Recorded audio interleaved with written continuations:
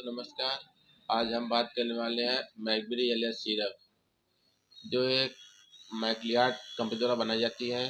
इसमें मिला होता है levosalbutamol sulphate 1 mg, ambroxol hydrochloride 30 mg, guaifenesin स्प्रोट्रेंट 50 mg, जो एक कफ रिलीज सिरप है जो हमारे कफ को बाहर निकालता है।